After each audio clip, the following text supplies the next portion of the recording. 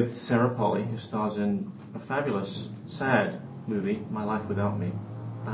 Sarah, you play a woman who in some ways is a heroine, but she's dying and not telling any of the people in her life. And some people might say that was selfish. I think it's an interesting question because I think that what Anne does is absolutely right for the people in her life, in the context of her life. I think it wouldn't be the right thing for me to do. It might not be the right thing for you to do. And it's probably not the right thing for most people to do. But in the context of her life and, specifically the people who are in it and the fact that she is the most competent person in her life and the most responsible and the caretaker, I think what she does is actually a gift to her family and that what they'll remember of her are the good things and of the life she had as opposed to her death.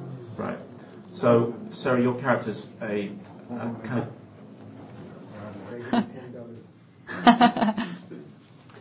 So, Sarah, your character, Anne, she's in many ways a working class hero. I mean, it's not just about a woman who's terminally ill. It's also about a woman who has a pretty damn tough life to start with. Yeah, exactly.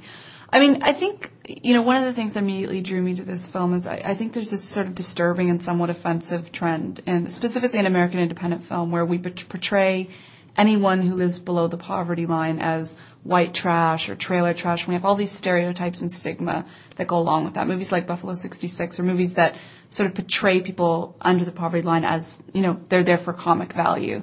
And this movie, she does work at night as a janitor. She did have kids when she was 17. She does live in a trailer in her mom's backyard, but it's this very human story, and she has this rich life, and she's very smart, and she's a person. She's like the hero of the film.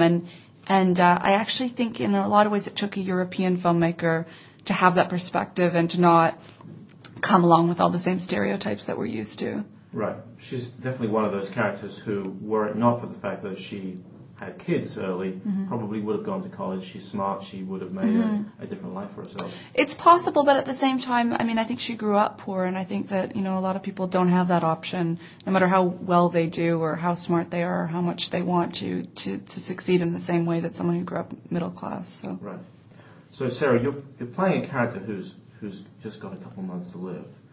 Not easy to gradually dial up the pain that she's suffering, the physical pain and the nausea. Did you talk to oncologists or other medical professionals? I did, and my sister's a doctor, and I did a lot of sort of research into ovarian cancer and this kind of thing, and ultimately that really wasn't appropriate for the movie, and it was kind of where I realized we were making something really special was when I came to Isabel with all these physical symptoms and the skin color and the, usually it would be sort of more yellow skin color and that she would be bloated and that this and that and Isabel just said, this isn't a movie about dying.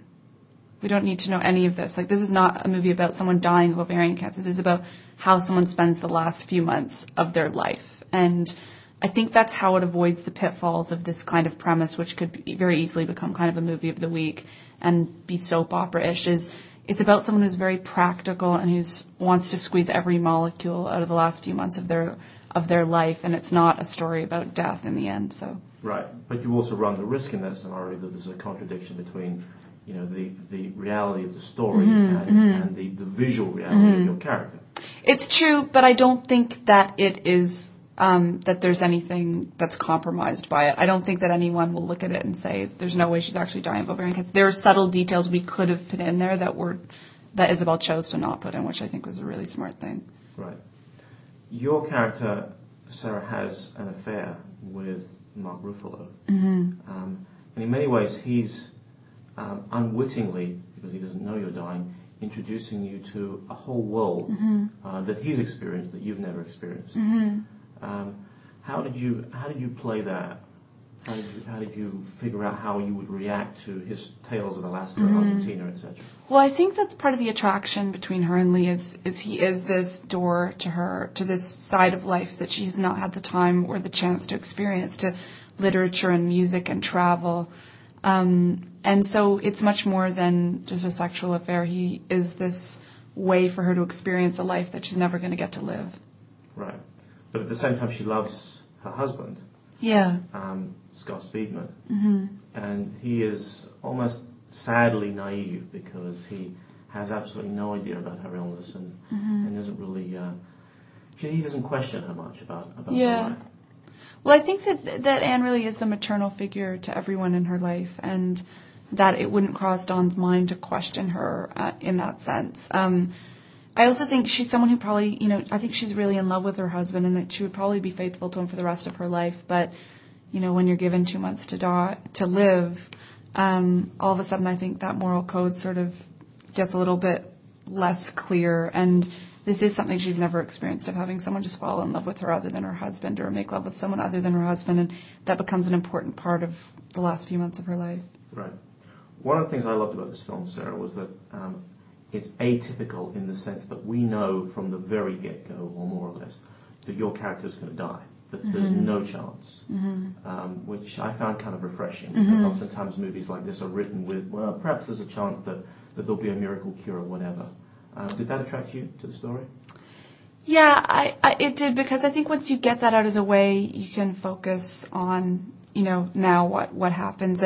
And because of the acceptance and the lack of sort of fighting the disease, she's able to be much more practical than people get to be in this situation. She's able to really go out and do all the things she needs to do before she dies. And that couldn't happen if there was, a chance that she could be fighting it and living. Right. And a final question. I know in the book that this is based on, it's set in summer in Louisiana, and the director, Isabelle Coixet, decided to segue to kind of wintry, grey Vancouver. Would you have done the same thing? It's hard to know. The film is so different from the story. I read the story many times in preparation for the film, but it has such a different tone. Everything about it is so different that I sort of feel like Isabelle created a movie of her own in a way that is definitely inspired by the story, but those details to me, they became hers to play with. Okay. And finally, Sarah, what's coming up for you? What's next? There's a movie called The Event that I'm in that's coming out soon. It's an independent film. There's a movie called Luck I Did. That's a Canadian movie about the 1972 Canada-Russia hockey series and about a gambling addiction. That's really fun. So those are coming out soon. Great. Yeah, thanks a lot. Fabulous. Nice to meet you. You too. Thank you. Great.